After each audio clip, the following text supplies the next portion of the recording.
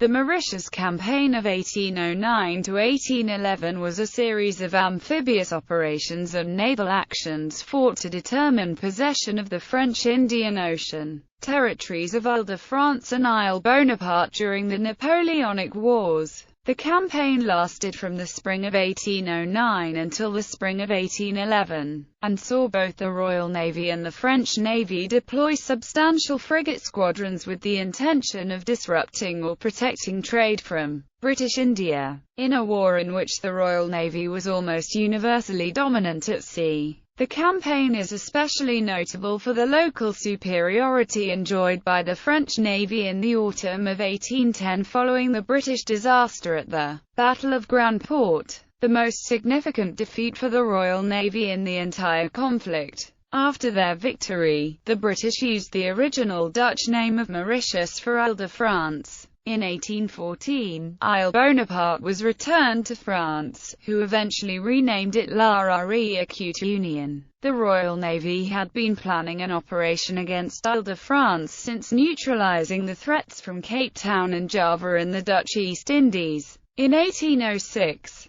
but was forced to act earlier than expected following the dispatch from France of a powerful frigate squadron under Commodore Jacques Hamelin in late 1808. This French force was able to capture a number of East Indiamen and disrupt trade routes across the Indian Ocean by raiding the convoys in which the merchant ships traveled. Forced to confront this enemy, Admiral Albert Alberti at the Cape of Good Hope ordered Commodore Josias Rowley to blockade the French islands and prevent their use as raiding bases. For the next 2 years, the British raided ports and anchorages on the French islands while the French attacked trade convoys in the wider ocean. The British were able to slowly reduce the French presence by eliminating their bases through limited invasions, but suffered a major setback at Grand Port in August 1810 and were forced onto the defensive in the autumn. Hamelin was eventually defeated only after being personally captured on his flagship VEQ-10 used by Rowley. Shortly before substantial reinforcements arrived under Bertie to seize Ile-de-France.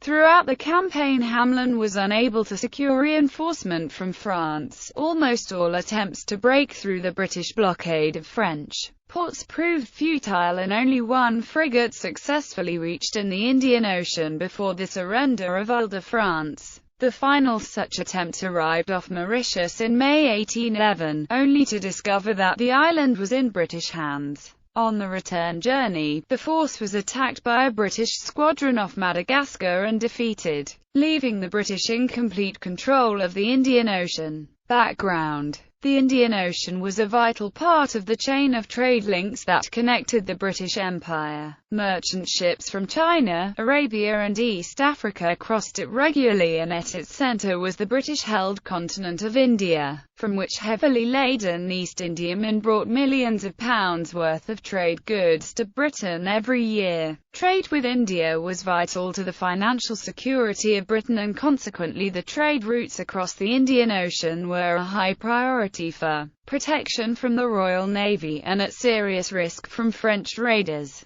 The outbreak of the Napoleonic Wars in 1803, following the brief Peace of Amiens that had ended the French Revolutionary Wars, placed the Indian Ocean trade routes under threat from Dutch cruisers operating from Cape Town and the Dutch East Indies, and French ships based on Ile-de-France and the newly renamed Isle Bonaparte. By 1808, most of the Dutch colonies had been neutralized in a series of brief but successful campaigns, the Cape by Sir Homeriggs Popham in January 1806 and the Dutch island of Java by Sir Edward Pellew in a campaign that ended in December 1807. The French Indian Ocean islands were, however, far more defensible, heavily fortified, garrisoned by regular French soldiers, and several months' voyage from the nearest British port. They presented a much greater challenge to the limited British forces available in the region. At the beginning of the war, as in the preceding conflict, French privateers operated from the islands,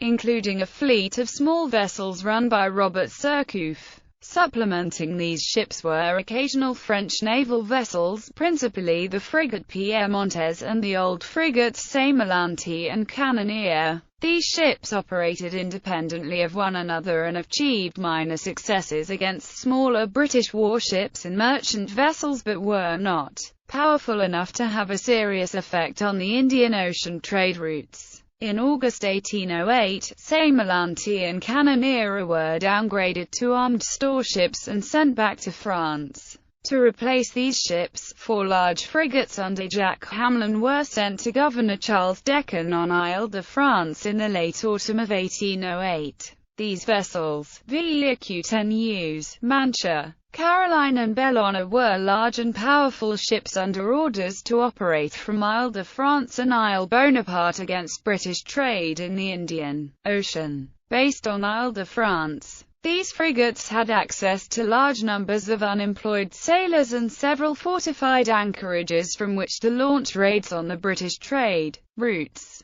A 5th frigate, Niequemen, was to have joined the force in the summer of 1809, but was intercepted and captured within hours of leaving France at the action of 6 April 1809. To counteract the French deployment to the region, a small British force was organised by Vice Admiral Albert Alberti at Cape Town under the command of Commodore Josias Rowley, with orders to blockade Isle de France and Isle Bonaparte and seize or destroy any French ships that operated from the islands. To perform this task, Rowley was given the old ship of the line HMS Reasonable, the 4th-rate HMS Leopard, frigates HMS Nereida, HMS Sirius and HMS Boadicea, and a number of smaller ships. Both the British and the French squadrons reached the Indian Ocean in the spring of 1809. First exchanges. Hamelin's forces were immediately effective. Caroline attacked a westbound convoy of East Indiamen in the action of 31 May 1809 in the Bay of Bengal and captured 2, the Streatham and Europe. She seized several other small vessels on the cruise before slipping back to Isle Bonaparte with her prizes in August. Hamelin too cruised in the Bay of Bengal during the summer and autumn. Vieques accompanied by Mancha and the corvette Creole. On 26 July, Vieques captured the Honourable East India Company warship Orient off the Nicobar Islands.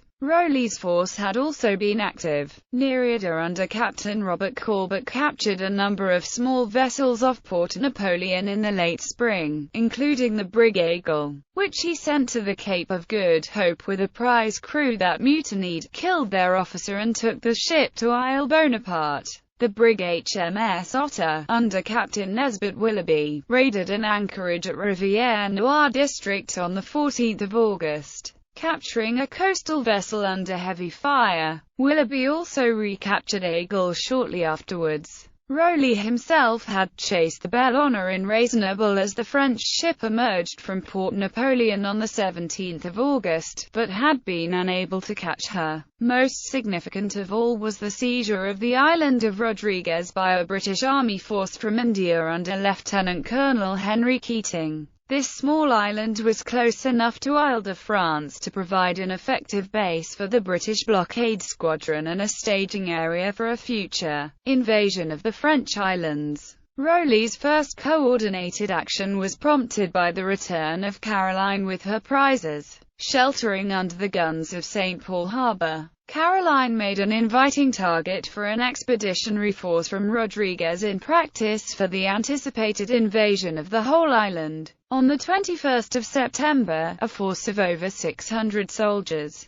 sailors and Royal Marines under Keating and Willoughby landed on Isle Bonaparte and marched around the town's seaward fortifications, storming them from the rear at first light. Capturing each in succession and routing opposition from French militia, the force secured the gun batteries overlooking the port, allowing Rowley to bring his squadron directly into the harbour and bombard the shipping anchored within. The French naval officers, outnumbered and unsupported, drove their ships on shore and abandoned them, allowing the British to seize and carry off Caroline. The two captured East Indiamen and a number of smaller vessels. French attempts to recapture the town were undermined by the failure of the island's commander, General Nicolas Desbrosses, to engage the British with his main force. Desbrosses later committed suicide. With the garrison leaderless, a truce was agreed that granted the British 5 days in control of the town. In this time they were able to remove all government supplies and demolish the town's government buildings.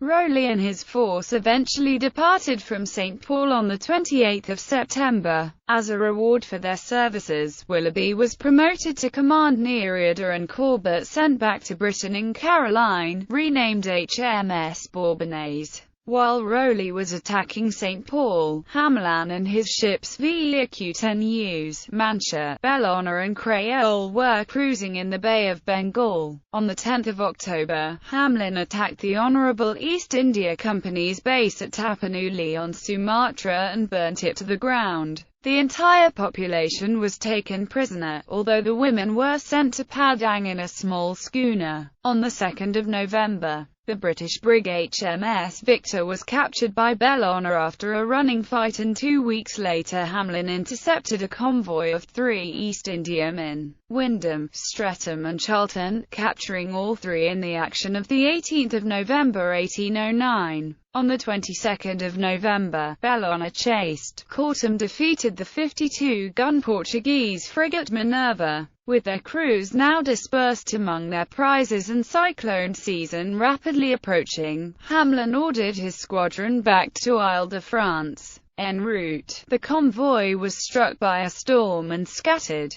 The Acute was especially badly damaged and at one point was only saved from sinking by the efforts of the English prisoners aboard. By 31 December, all ships had returned to Ile-de-France except Wyndham, which had been recaptured by the recently arrived British frigate HMS Magicienne. Invasion of Isle Bonaparte. The French Navy considered 1809 to have been a success. They reinforced Hamelin with 1 frigate, the only one able to slip through the British blockade of French ports, the Astray, which arrived early in 1810. Hamelin was quick to act at the end of the cyclone season. Captain Guy Victor Duperrey in Bellona and Captain Pierre Bouvet in the ex-Portuguese Minerva departed Ile-de-France on 14 March to raid in the Bay of Bengal and subsequently along the southeast coast of Africa. Despite an initial lack of targets, Duperrey's cruise was successful. In July he discovered and defeated a convoy of East Indiamen at the action of 3 July 1810, seizing Wyndham for a second time in Ceylon. Shortly after Duperrey's departure, a British squadron under Captain Henry Lambert consisting of HMS Magicienne, HMS Iphigenia and HMS Leopard arrived off Ile-de-France to restore the blockade.